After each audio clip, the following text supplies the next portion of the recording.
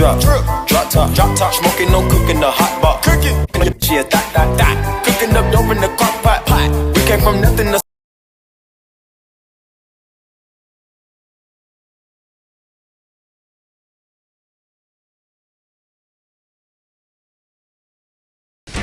shocking games, to say the least. That's right. Start with the Mangini-Belichick reunion. Against the pupil. One of the best coaches in the NFL. Well, one of them Peaches and I don't know which it is. That's a big mental mistake. The Patriots were making mistakes that you rarely see. On a kickoff, Rob Gronkowski lets the ball drop after calling for a fair catch, and Peyton Hillis would run it in from there to give the Cleveland Browns a 10-point lead. That's the score in your second quarter. Sammy Morris out of the back, good on 4th and 1. Morris down to the Browns 2 for a Patriots first down. And then 2 plays later, just when you thought all order would be restored, it happened. Here comes Aaron Hernandez into the end zone. So, okay, the tip drill happens positively for the Patriots. The rookie from Florida now, he's got more yards receiving than anybody on their team. So now things are going well for the Patriots, except Colt McCoy making his 3rd straight start. I like this kid. Buys time, finds Josh Cribbs on 3rd and 4, extending the play, moving the chains. Next play, here's Josh Cribbs under center. Now he flips out to trickery. Little dazzle. Formerly known as Payton. Chancey Stuckey hides behind right guard Billy Yates. And you got Josh Cribb at this quarterback, which he did, in Kent State, totally caught the Patriots by surprise. That's not a Statue of Liberty. Maybe that's an Ellis Island play. I don't know what that was, but it worked. The Browns are up by 10, 36 to go in the half, and usually this is when the Patriots cash in on points. But Gronkowski is stripped of the ball. Abram Elam recovers for the Browns, and the Browns give the Patriots their largest deficit at halftime this year, and they would extend it in the 3rd quarter. Colt McCoy scrambling again, finding Brian Robisky on the run for a first down to the Patriots 11, and after a delay of game penalty, McCoy drops back, and what a play by McCoy. Look at the mobility, though. He won a lot of games in college with his arm, with his head, and with his legs, and he shows it again. 3 games in a row. 16-yard scramble. Browns go up 24-7, and they begin piling it on with Peyton Hillis, everybody. Downhill. 184 rushing yards, 2 touchdowns for Peyton Hillis. The most touchdowns for a Browns running back through 8 games since 1968. Mangini gets the Gatorade back. Enjoy it, Eric. Look at Daboll. Look at Daboll. Flipping over. And Mangini and Belichick with the brief exchange. It's midfield. Breaking the all-time MSU record for touchdown passes in a career. Let's knock one of those off right away. Cook to McGarrett Kings, who changes direction and heads to the left side, 34 yards for a score. That's number 65 in the career of Connor Cook. He is 1 shy of tying Kirk Cousins. We're knotted up at 10. Final 23 seconds of the half. Spartans down by 3. Cook driving to the end zone. Oh, he threads the needle to Kings once again. That's 66. He is tied now with Kirk Cousins. And MSU's up by 4 at the break. 3rd quarter. 1st and 10 for Nebraska. Still a 4-point deficit for them. Tommy Armstrong plants, throws. Alonzo Moore had the angle and has the touchdown.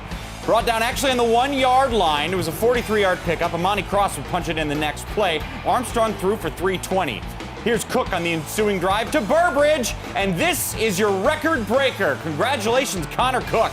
The most touchdown passes in Spartan history, and the team is now up by 4 points. To the 4th quarter now, this is where it gets wild. Under 6 minutes to go, it's a 3rd and 11 for the Spartans, who are up by 5. Cook to R.J. Shelton, who earns the award for outstanding achievement in the field of excellence. A beautiful catch for 23 yards. This would lead to a Gerald Holmes touchdown 2 plays later. Spartans are up 12 points with 6 minutes to go in the game. Under 2 minutes to go, Nebraska driving. 3rd and goal. Armstrong, huge play. He's in for the score. It's now a 5-point deficit. Nebraska gets the ball back. 50 seconds left. Desperation time. Armstrong to Jordan Westerkamp for the first down and more. Westerkamp is shaken up, but it's a 33-yard pickup. Next play, it's 1st and 10. Armstrong looking for the end zone. Arjun Colhoun with the interception to end it. Oh, but he drops it. Mark D'Antonio was ready to celebrate, but the Spartans are not done yet. It's still Cornhuskers ball. 23 seconds left. Armstrong looking for Brandon Riley, who catches it for the touchdown, except look again. It looks like Riley steps out of bounds. He clearly is out of bounds. The refs review it. They say that Riley was forced out of bounds. They went to the replay review, but they aren't allowed to overturn that call because it's a judgment call. So despite the fact that he did go out of bounds, they couldn't do anything. Nebraska still gets the touchdown. They take the lead. Michigan State with 17 seconds left gets the ball, has one big play. 7 seconds left, nothing there, but Connor Cook can't throw it away fast enough, and time expires. It would have been a long field goal attempt, and it didn't even get a chance to happen. Nebraska wins 39-38, and they turn a disastrous season into one that at least has a top 10 upset win highlight. It's Super Bowl 36 from New Orleans between the Rams and the Patriots. Here's Warner, drops it out to Falk. Another Ram first down. This is going to be from 50 yards. That one got over with some extra room. Kurt Warner, picked off. Ty Law down the sidelines, touchdown. Warner up the middle, the pole, the ball pops loose, and the Patriots have it. Buckley has got the ball. Here's Brady back. Firing end zone. Touchdown! Patriots. David Patton made a great catch. Southam in the out. McLean takes a step up. Brady throws her right over to a perfect spot. Warner picked off. That's Otis Smith. And Otis Smith gives it to the Patriots. Adam Vinatieri. That exhibition he put on the snowstorm just added to his credentials, and so does that one. Warner back again, has time again, throws to Falk. Falk is tripped up inside the 10. Kurt Warner, touchdown Ram. Both tackles kind of took an outside, and there was no one over the center, so Kurt Warner could just take that quarterback sneak. A minute 37 left. Warner lost it, and Ricky Pro is going to score. Ricky Pro has come up with some big ones, none bigger than that one. And now with no timeouts, you have to play for overtime.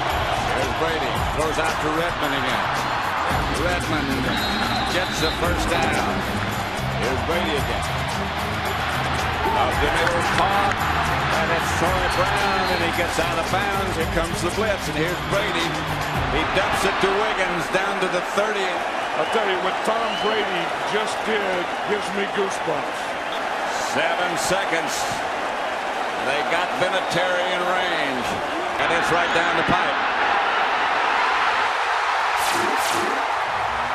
And the Patriots have won Super Bowl 36. Unbelievable.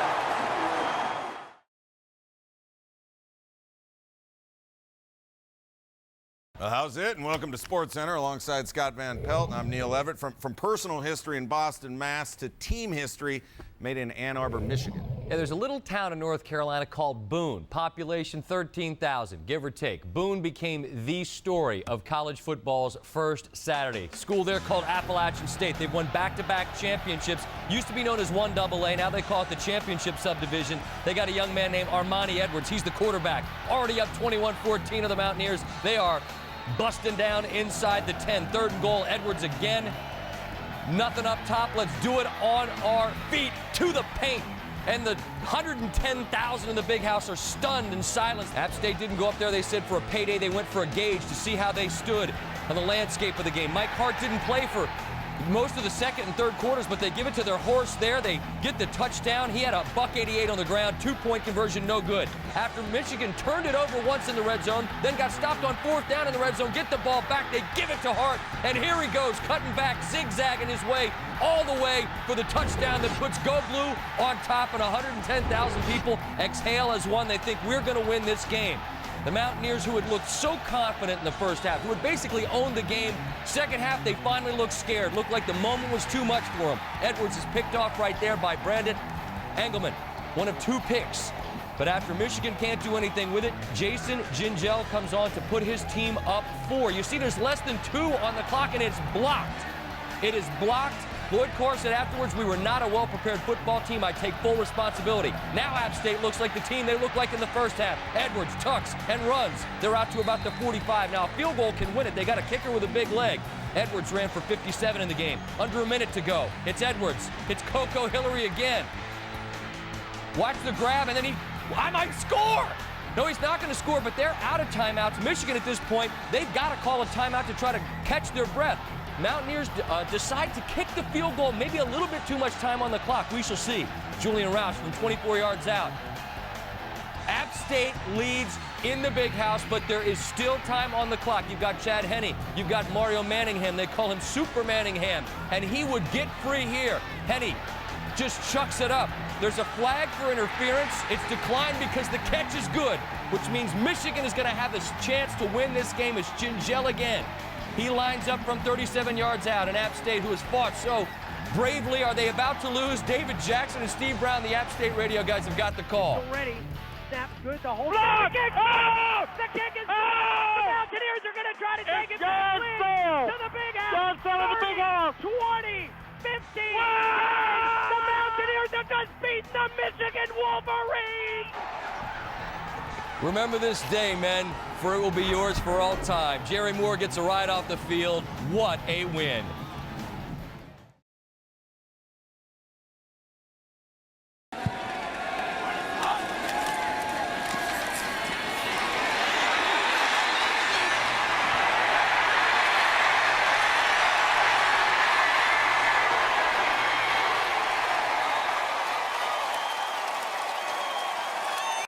Here with all those big bodies. LaRussa to the end zone. It is caught. Touchdown. Duhart holds it in, and the Monarchs answer a Hokie touchdown with an ODU TD pass of their own.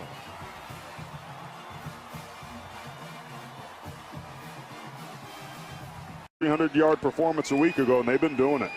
Jackson pulls it again. Down the seam to the end zone. Touchdown, Virginia Tech. Hokies back on top. Sean Savoy, the sophomore, with just his 3rd catch of the year. And it's a touchdown from 28 yards out to put Virginia Tech in the lead against Old Dominion. It can't be this easy. This is simply a busted coverage, bad communication on the back end. Those are the little things that lose you ball games. Jackson pumps. Here's a deep shot. Inside of 2 minutes it is. Intercepted, picked off, and a chance for a run back here. Back to the 20-yard line. Gerondo Hole, the redshirt freshman from Atlanta, gives the Monarchs the football with 1:39. On 2nd and goal, LaRussa to the end zone. Caught, touchdown. Duhart holds it in with 7 seconds before the half. A PAT away from tying the Hokies.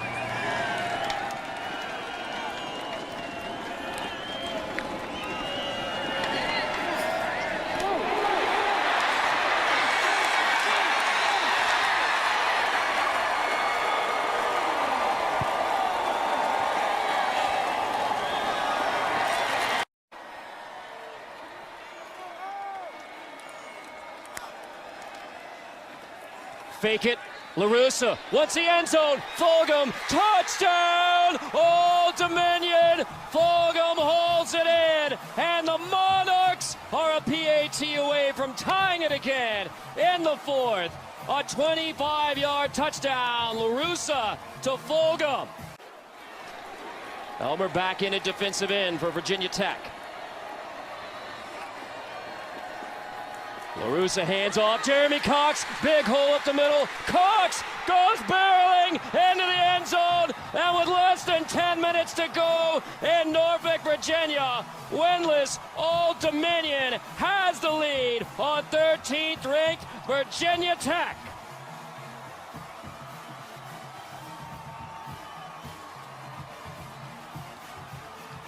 In year 10 of Monarch football, You have to hold your water, and if you're Old Dominion, you cannot jump off sides and give them a free first down. Going for it with 7:23 left in the fourth quarter. Willis on 4th and 3. He's going to pull it, throw it, end zone! Touchdown, Virginia Tech on 4th down in the red zone. Chris Cunningham holds it in. Those are plays you have to make if you're the Hokies. LaRussa to the goal line. LaRussa is caught! Wow. Touchdown! Duhart, remarkable grab with a Hokie draped all over him. Duhart hauls it in, and stunningly, Old Dominion takes the lead again. Old Dominion just has to snap it and hit a knee from here. LaRussa, they're going to hand off, but you just have to take a knee here. Cox goes rolling. He wants the end zone. Cox inside the 10. He stretches, and he adds in an exclamation point for Old Dominion. I don't know why they didn't kneel this ball. They didn't need to run when Virginia Tech used its last time out. It was ball game, but Cox had other plans, doing what he's done this entire second half, breaking tackles, getting to the perimeter, and as you said, Carter, an exclamation point on one of the gutsiest performances in program history. 8 seconds away from being upset by a winless Old Dominion team. Willis, there's your exclamation point. It is in the books. Old Dominion stuns 13th ranked Virginia Tech. Winless in 2018, no more. The biggest win in Old Dominion Monarch football history. Blake LaRussa guides ODU to one of the 2000 Super Bowl. The American Football League champions, the New York Jets, versus the National Football League champions, the Baltimore Colts. But Namath has not been bashful this week. He has said that the Jets are going to win. He doesn't even predict it. He said, I guarantee a Jet victory. And this is supposed to now give Baltimore even more of an incentive, and they say that it has added maybe a 2-touchdown edge to the Colts. We'll see how it all comes out. 3 to go. The Colts on the New York Jets 6. Slot left. Morrow's going to throw, and it is intercepted. Second down and goal to go for the New York Jets on the Colt 4-yard line. And he may go. He's in there, still scoring. Namath taking that ball from center. That slant play Al was talking about. And look at that blocking along the line. Great blocking. Winston Hill, Bob Talamini. Number 53, Dennis Drawback, a little late on the tackle. Second down 9, Baltimore in the Jet 15. Morrow, slant, intercepted. Don Matty can throw a pass back to Morrow. All alone is Jimmy Orr, but they hit down the middle to Matty, intercepted by Jim Hudson. The third interception for New York. That's the first time Baltimore has been shut out in the first half this year. So everybody was talking about New York being unable to score, and it's been the other way around. It's a tricky crosswind today. His kick is up, and this kick is good by Jim Turner. Well, the score is the New York Jets 10 and the Baltimore Colts nothing. Jim Turner will try a field goal. The kick is good. Jim Turner has kicked his third field goal of the game. Jimmy Orr flanks to the left, Willie Richardson to the right, and Matty's in the slot. And it is intercepted. Randy Beverly downs it. That's the 4th interception. Third down and a half yard to go. They've had 2 pops to that goal line. Haven't got it over. They give it to Hill, and he goes over. And Baltimore finally gets on the scoreboard with 3:19 to play. The game is over. The New York Jets are the world champions. They have upset the Baltimore Colts and beat them handily here today. There's the final score. The Jets beating the Baltimore Colts.